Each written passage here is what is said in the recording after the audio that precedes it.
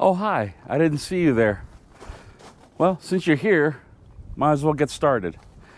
So, hello everybody and welcome back to another video. My name is Tom. Thank you for joining me here today. This video is going to be the second Ask Me Anything that I've ever done, and hopefully, we'll see what the turnout is, but hopefully it'll be good. So, for this video, I'm going to use my phone because I made some notes and I want to be sure that I convey those notes to you guys in a manner that's clear and effective. So we're going to be talking about this 2023 Chevrolet Bolt EUV Premier. So this is my baby. After 17 months of unbelievable agony, she's finally here. So let's get to this. I'm going to use two cameras, so that way we have one that I'm talking to and then another one that I'm going to actually take with me in and around the car. So let's get to this. All right, so let's get started with the questions here. I got a whole bunch of them here. So for this one, I'm going to use my phone because I actually had to gather some notes from experts, and you'll see here in a second why. So why is charging and keeping the battery at 100% so bad? Well, EV batteries use thousands of cells filled with lithium-ion. Each cell contains a graphite anode and a lithium cathode, respectively acting as positive and negative electrodes. Graphite and lithium molecules continuously exchange electrons that travel through the electrolyte, a liquid-based medium that facilitates said electron exchange. When you plug in your EV, the electrons travel from the cathode to the anode to store an electric potential. In contrast, the battery produces power when you drive by moving electrons in the opposite direction, from the negative to the positive electrode. Overcharging your battery frequently can result in a loss of active material in the anode and the cathode, reducing the total surface that can attract and fix electrons. It can also reduce the number of electrolytes available to facilitate this electron movement. Furthermore, a phenomenon known as stoichiometric drift can appear, which indicates an imbalance between the two electrodes.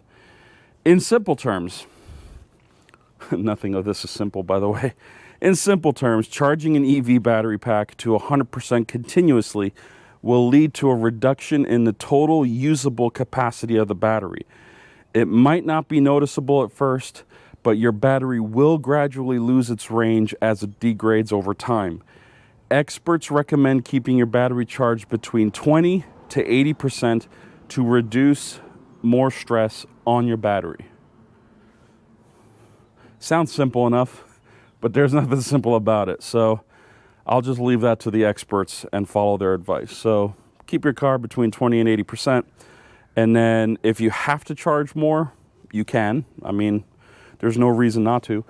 But the whole point of it is that if you charge it to 100%, use it. In other words, go on a road trip immediately.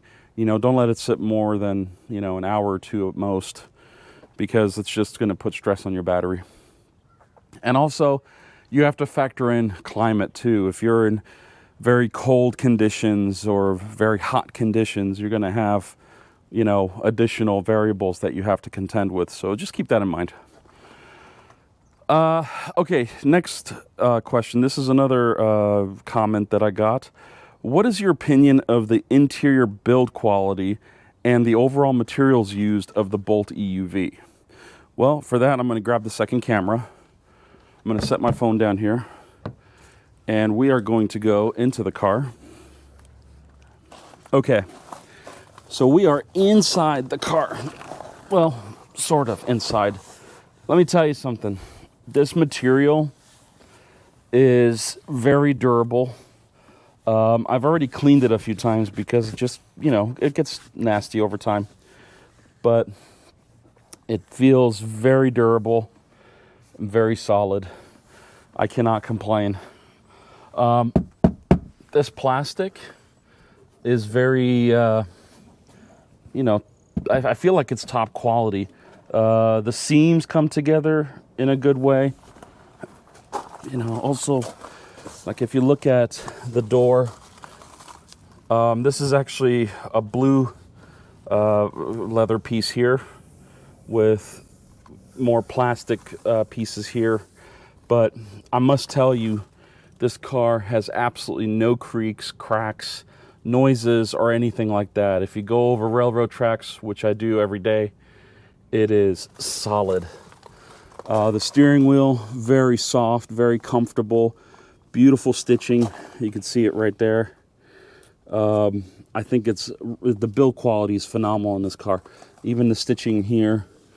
This feels rubberized, so I think it's very durable for, for sun, if you're dealing with excessive heat. And also there is this this material here. I mean, overall, very solid. Glove box, very solid. Same door over there. The only complaint that I have is maybe the piano black just attracts a lot of dirt, because this type of plastic is naturally attracted to, dust, and it generates static, in other words. So you have to keep up with it and try to wipe it where possible. But I would say overall that, carpet's very nice. And even in the back seat, if we go in here,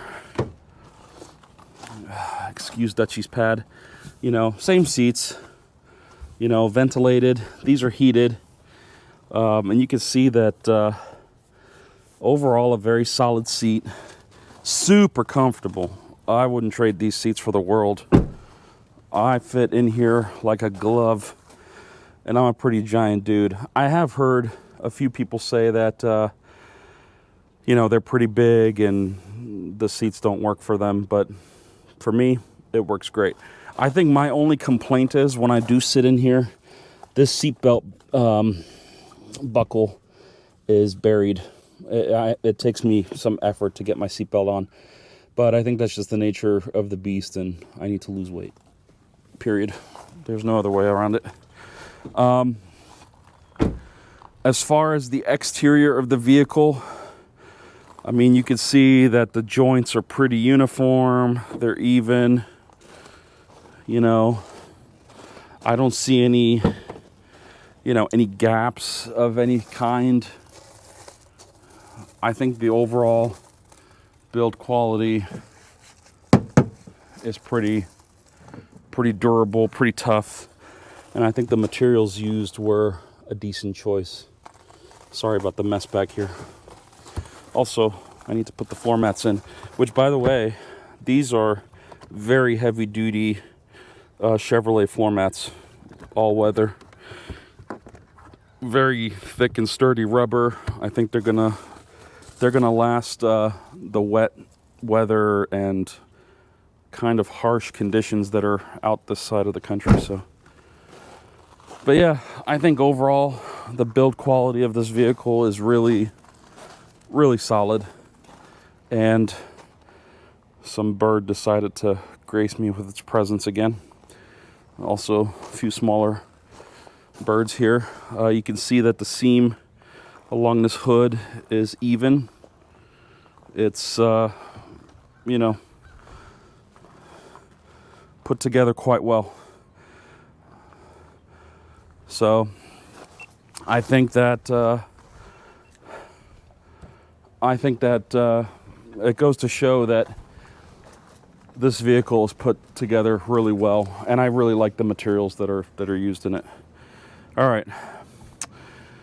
Okay. Next comment is actually a 6-part question, so we're gonna go through these real quick. How do the brakes feel? Do you have to stand on them at traffic lights, or do they require not so much pressure to keep applied? So, in the older Bolt EV, like 2020 that I had, if you used regenerative braking to come to a stop, the brake lights would turn off. And I think that was a safety oversight that GM did. This car, if you're in one pedal driving and you're at a stop, the brake lights stay on. You don't have to keep your foot on the pedal at all. you don't have to keep any pressure on the brake pedal to keep the brake lights on. So I hope that answers that question. Are the lights in the side mirrors distracting? I'm going to grab the other camera and show you what that is all about. So I believe we are talking about this little doohickey right here, the side collision warning. Yes, they are absolutely obnoxious. And by the way, there's a turning signal right here. So, and you want that to be obnoxious because you want to see that there's somebody right here before you change your lane, or respectively on the other side. The other side has the same functionality. So right here, you can see it. So that lights up a bright amber, and it definitely it gets into your face. You will see it, you won't miss it, and in my opinion, you want that because you need to know, especially if somebody has burned out headlights or something and they're driving in the dark next to you. You know, you want the car to be able to tell you that there's somebody next to you. Okay, so is the cruise control, this is part 3 of that same question, is the cruise control the type that you can take your foot off the gas and just steer? The cruise control is actually twofold, threefold if you will. You have the option to put this vehicle into what's called standard cruise control. So the vehicle will essentially stay at one speed. There's an option that comes up when you enable cruise control that says if you press and hold a button, and it tells you right there on the driver information cluster which button to press and hold to put it into standard cruise control, where the car just keeps speed. It doesn't adapt to traffic, and certainly it doesn't, you know, change lanes or do anything else like that. Let's see. Type that you can take your foot off the gas and just steer. So it does have that, where you can just sit there and steer with the foot off the gas. The cruise control that I use is adaptive cruise control, which means if you set your cruise control to 70 miles per hour and ahead of you something happens, traffic slows down, the car will actually slow down to whatever the preset distance is. It'll maintain that distance. So if the car is 200 feet in front of you and the Bolt EUV recognizes that it's slowing down, it'll adapt the speed to keep a preset distance between this sensor up here, or wherever it is, and the back end of the car in front of you. And then the third option is Super Cruise, which will effectively steer the car. It'll keep it in the lane. It'll adapt the speed, and that's it. It will not change lanes for you. It will not, you know, it's not full service driving. You know, it's not it's not Tesla's autopilot by any means of the word. So part 4 of that question, does the dash reflect in the windshield? Let's take a look. Let's grab the other camera. I'm going to set the phone down.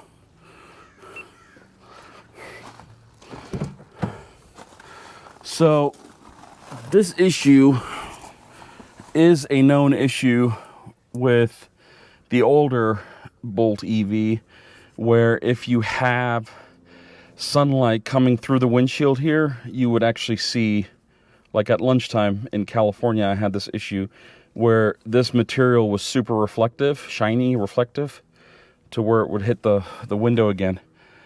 I know you guys are just looking out the window, but I think the dog's reflection is prominent, you know, my pup, and maybe the vent a little bit.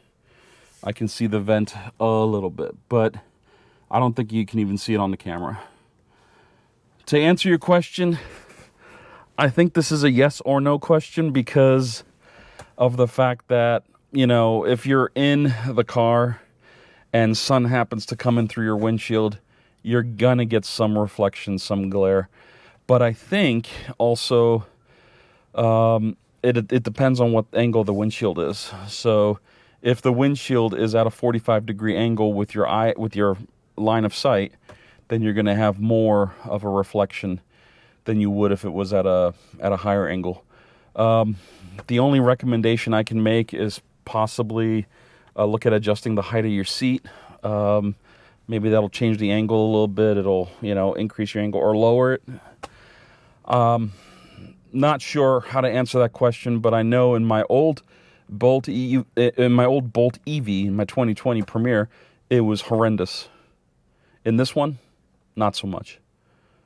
So, all right. Let's move on to the next one.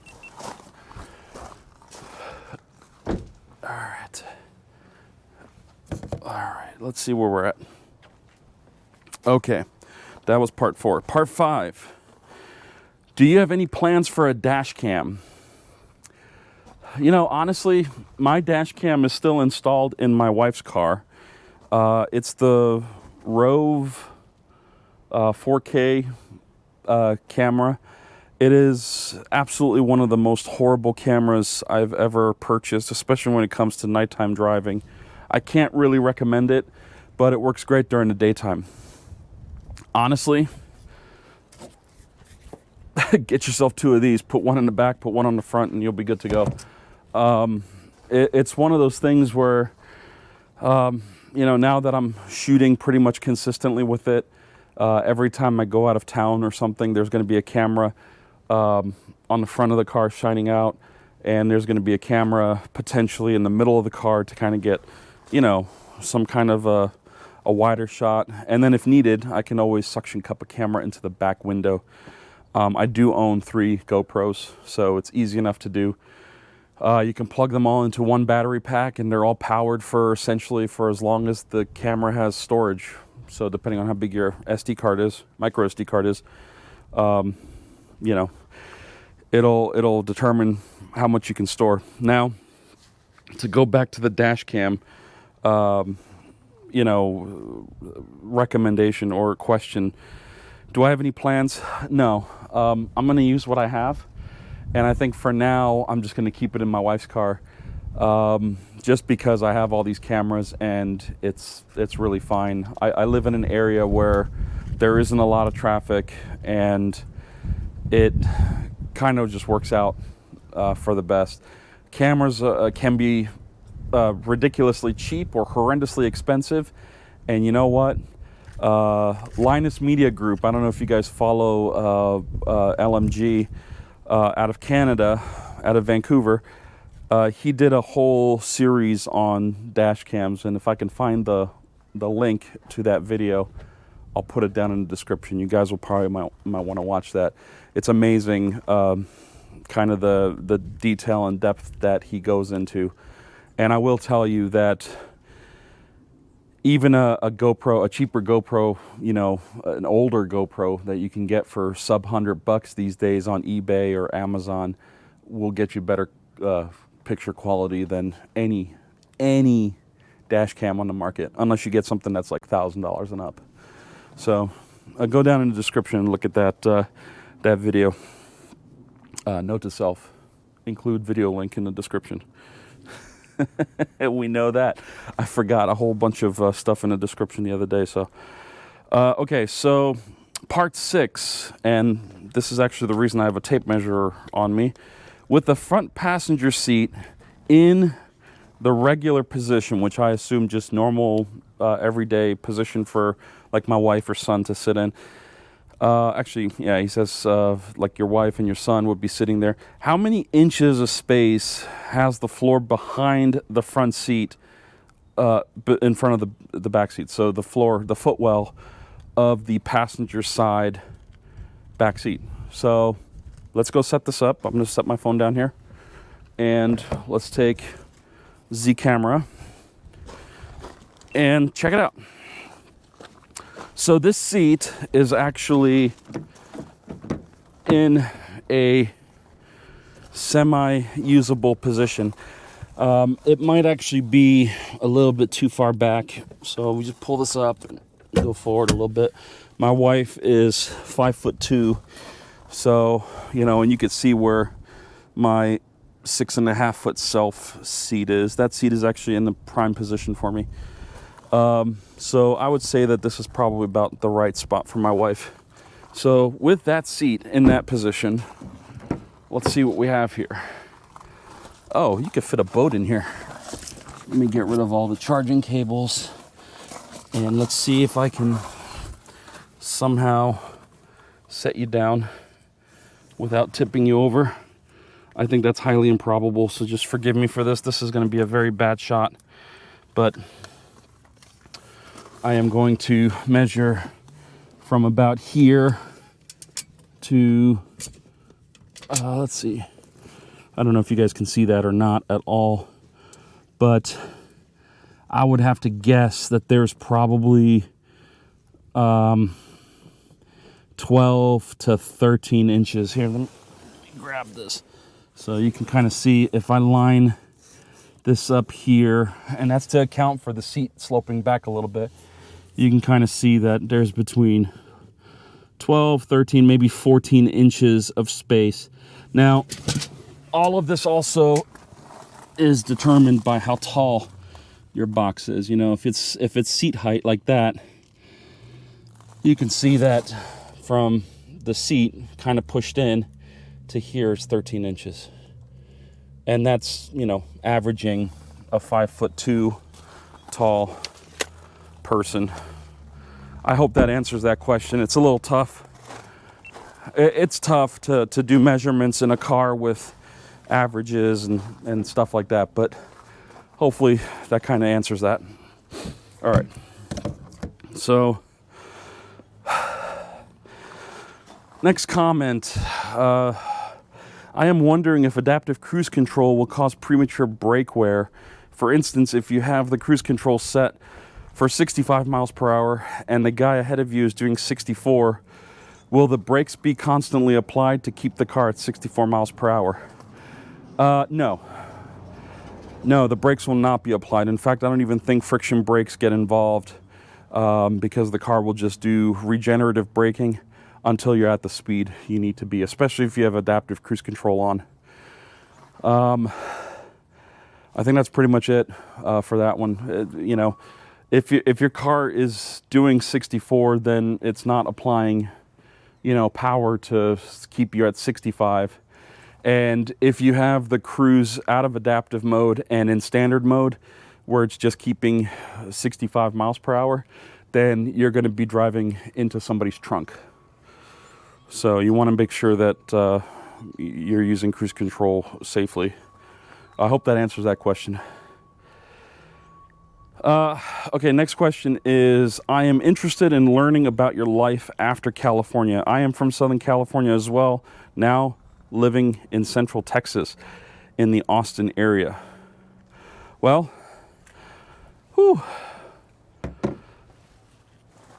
I must admit that moving to this part of the country was, you know, in some ways a culture shock, but in some ways it was a blessing. You know, throughout the course of this journey, I've never once, I've been very transparent. I've never once held back the fact that our cost of living is about 20 to 23% of what it was in Los Angeles, living in Los Angeles. Our house is between 2.5 and 3 times the size of our old house, and it costs 1/6 the price. You know, we have area, we have land we never did before. Our land was a 18,000 gallon pool previously with a hillside that we couldn't use. And if you scroll back to some of the videos, I'm sure you can see some pictures or video of our backyard. We just never had anything. Here we have a driveway. Here we have a little bit of a front yard. Nice porch in the back. Nice porch in the front. 2 stories here. Our previous house was 1 story. My office here is 3 times the size of what my previous office was that I was renting out in Valencia, California. You know, there's something to be said about how the body manifests stress, whether it's internal or external. It's really tough to articulate it because, you know, I'm not an expert in human development for any, you know, term of the word, but for me, it's one of those things where if you're working your butt off every day and at the end of the month you're barely surviving, yeah, that's a stress that can really hurt you.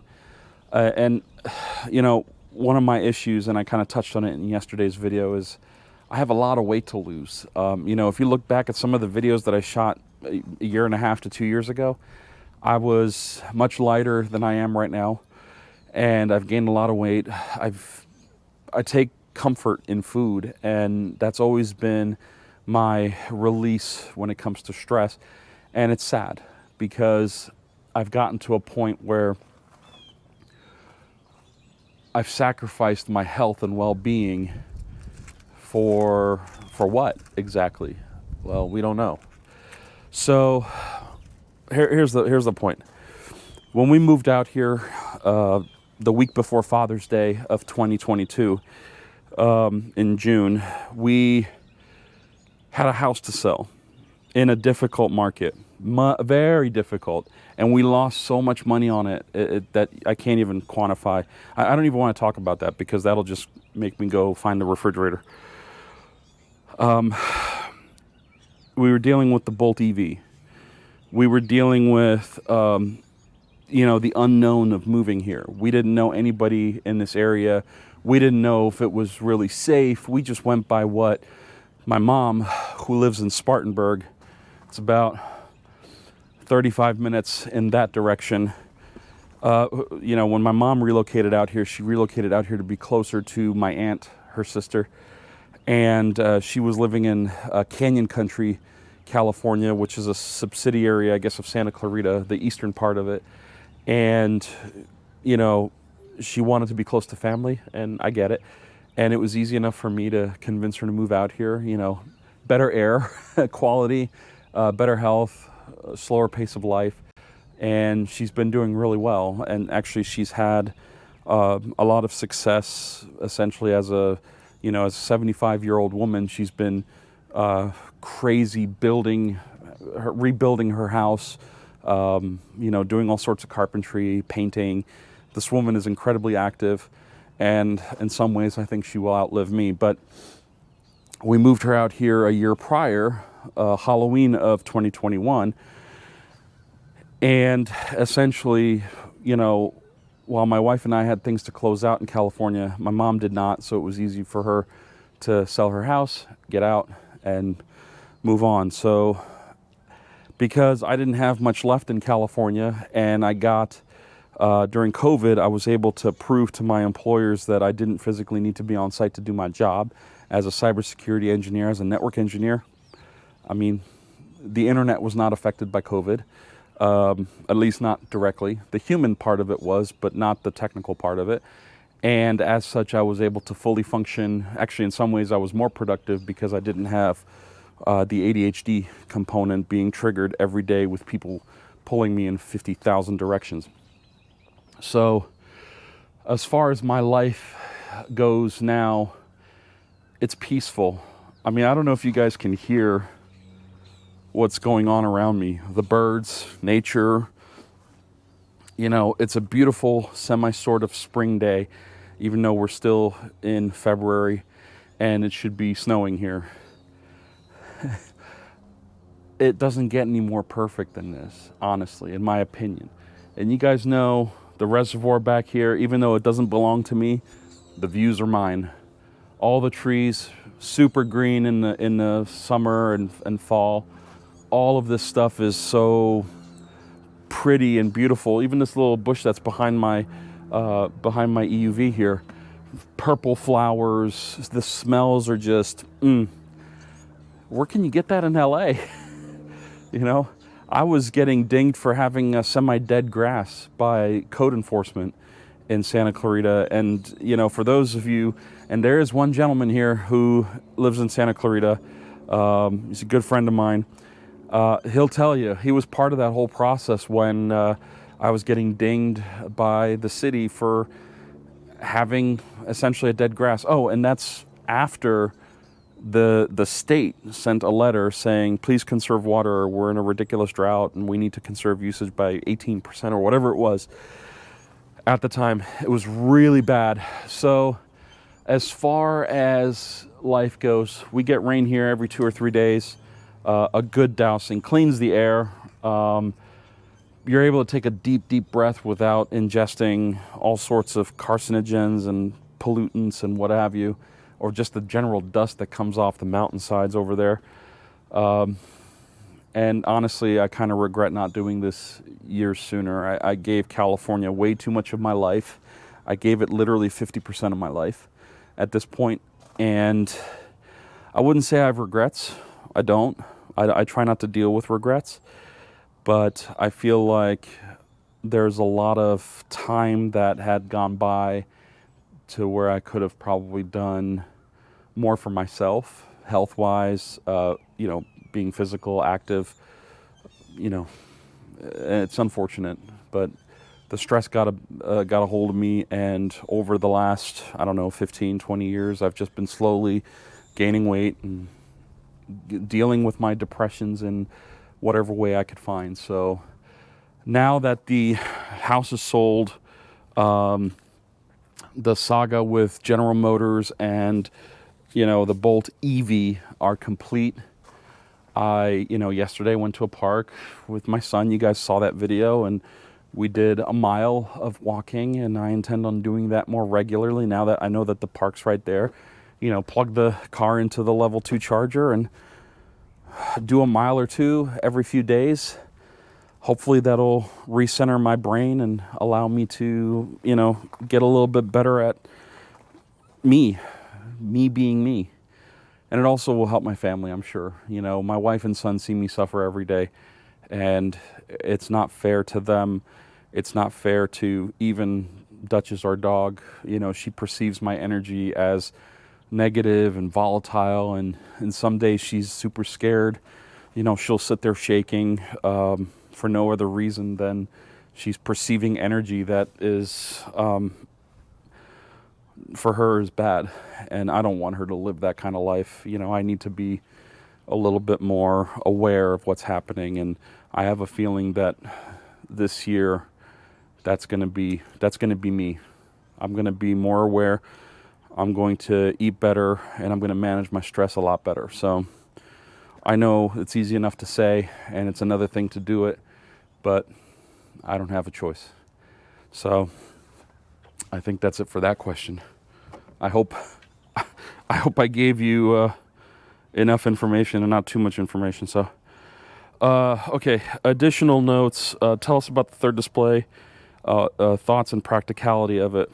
So the third display, in fact, let me step out of frame and grab it real quick. This third display is actually kind of a cobbled together cheap solution that I came up with a few years back when I bought the electric vehicle. Being a techno guy through and through, I've been a network engineer for 25 years now. And I am a data-driven individual, I didn't win 2 Emmy Awards for network engineering by not caring about data, so there's that. But suffice it to say, this cheapo, tablet that actually I don't think is even available anymore. And honestly, I think I want to get something different because this has that nasty glare screen. I was thinking about getting something either to cover this, to dull the screen so I can, point a camera at it and not, see myself or whatever. But also I feel like the screen is just too dark. It doesn't have a decent enough contrast ratio. But I think this was 40, 50, 60 bucks. So, but yeah, I've always been the guy that needs data, regardless of what it was. And this card generates enough data to fill the logs up in this tablet pretty much every 24 hours. Not much storage space here. I did end up putting up a micro SD card in here to offload the logs, so it's been doing a little bit better. but it does store all that information. And I think, personally, I think all EVs should have a nerd mode, an advanced mode, or whatever, that will allow you to see this data on the infotainment screen in a usable interface, whether it's graphical or text-based or something like this where you just have boxes and stuff on the screen.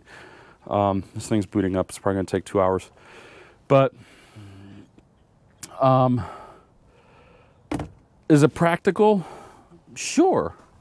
I think if you want to know the health of your vehicle, I think if you want to know what's going on under the hood, underneath the car, it's got its purpose. You know, there's a lot of information that's here. You know, if you run the app, I'm not gonna really pretend that you guys can see this, but you know, there's enough data on this. It's still booting up, so there's enough data on this to really give you an accurate picture of, you know, what the condition of your battery is. If you're driving down the road and you know you have a DC fast charge session happening in, say, I don't know, 30 miles, and your battery's freezing or your battery's too hot, well, then you know you have to do something about it. You have to either get off the throttle or get on the throttle and yo-yo it around a little bit. But if you're not into that and you're just worried about getting from point A to point B, and this stuff is, you know, excessive for you, then, you know, that's the other point to be made. But where I come from is, you know, taking data and making educated decisions. So if the car is charging slowly, well, why is it charging slowly? You can look at this and say, well, the charger's only giving me, you know, 15 amps or something. And, you know, or the voltage is low, or the overall kilowatt delivery is low. Okay, change chargers or do something else. I mean, the car will tell you that too. You know, it'll give you how fast it's charging. So if you're sitting at a charger and you're only pulling 8, 9, 10 kilowatts and it's supposed to be a DC fast charger, well, then you know you gotta unplug and try again, or try a different dispenser or whatever. And by dispenser, I mean charging stall, essentially. But I think this thing has a lot of use, and for the cost of it and how much time it took me to build this, I think this is good stuff. I took it out of the car because I actually need to charge it. It's at 2% right now, so it needs to be charged. And when you leave the car, you know, when you drive the car and you turn it off, the tablet stays on because it assumes that you want the information that you're going to get from the charging session. And then if you don't charge it, and blah, blah, blah, blah, the battery inside that tablet is just 45 minutes at best. So it is what it is. But you know what? I think that about does it. I think if any questions come out of this, feel free to continue the discussion down in the comments. I've been pretty active about being in the comments and answering your questions. I hope that you guys continue to do that, because I love the interaction. I love spending time with you guys. And, you know, God, can we talk about the car anymore?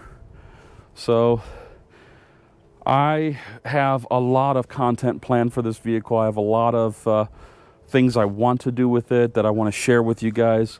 And hopefully in time, we will be able to capture all those memories and put them into the interwebs on YouTube and whatnot, and, you know, keep the conversation going. So I'll leave you guys with that. It is an absolute beautiful day. It's getting windy. Actually, it's been windy, but now it's getting a little bad because we got rains coming in. We got some storms brewing. And I wanted to wish everybody a happy President's Day. If you're off today, I hope you get to spend some time with your friends and family, maybe do a barbecue, or, you know, have a nice lunch or dinner. And to those who are working, I thank you for your sacrifices. You know, my son's in school right now, and it is almost 2 p.m., so that means I have to actually get into the Bolt EV and drive to his school to go get him. So, God, I'm glad we did this. This was a good video. I really appreciate you guys sticking around, you guys giving me the questions for me to answer. I hope I answered them well. If not, well, go down in the comments and let me know. what I missed or if I need to clarify anything. Until next time, thank you for watching. Have a good one. Bye-bye.